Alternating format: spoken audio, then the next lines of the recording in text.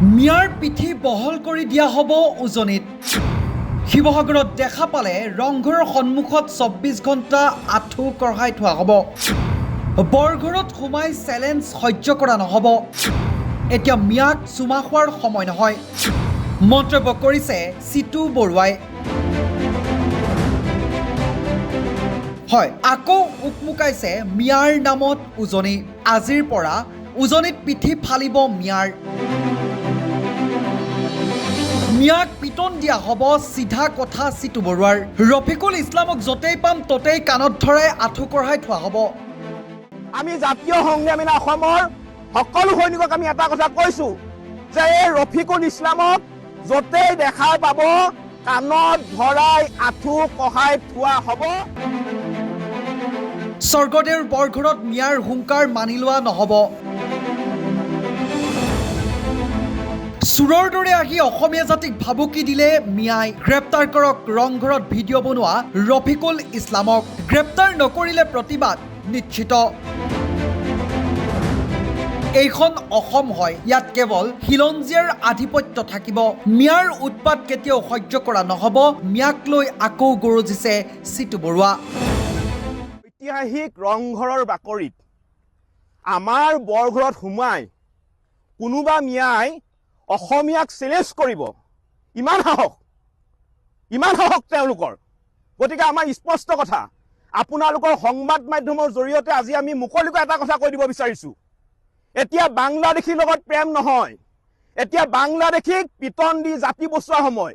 আৰু মিয়াক পিতা হ'ব, এইটো কথা স্পষ্ট, মিয়াক পিতা হ'বই।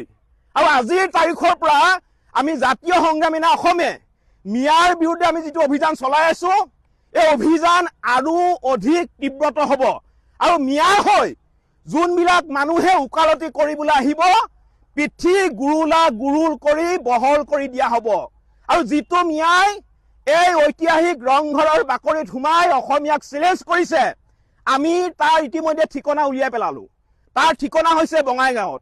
আমি জাতীয় সংগ্ৰামী অসমৰ সকলো সৈনিকক আমি এটা কথা কৈছো যে এই ৰফিকুল ইছলামক য'তেই দেখা পাব কাণত ধৰাই আঁঠু কঢ়াই থোৱা হ'ব।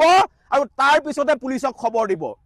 মিয়াই অসমৰ জীয়ৰী বোৱাৰীক মুকলিকৈ ধৰ্ষণ কৰিম বুলি ভাবুকি দিব। অসমৰ বৰঘৰৰ ৰংঘৰত সোমাই অসমীয়াক চেলেঞ্জ দিব। তাৰপিছত আমি কি মিয়াক চুমা খাম নেকি? আমি মিয়াক চুমা খাম নেকি? স্পষ্ট কথা, মিয়াক পিতা হ'বই, মিয়াক পিতা হ'বই। আমি দেশৰ কাৰণে মাৰিবলৈ আৰু মৰিবলৈ কোনো কাৰণতে ভয় নকৰো।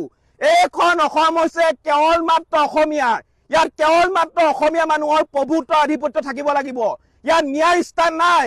মিয়াই গৈ বাংলাদেশত দম্ভালি মাৰক, কিন্তু কোনো কাৰণতে মিয়াৰ দম্ভালি অসমত নচলিব, সেইটো কথা স্পষ্ট।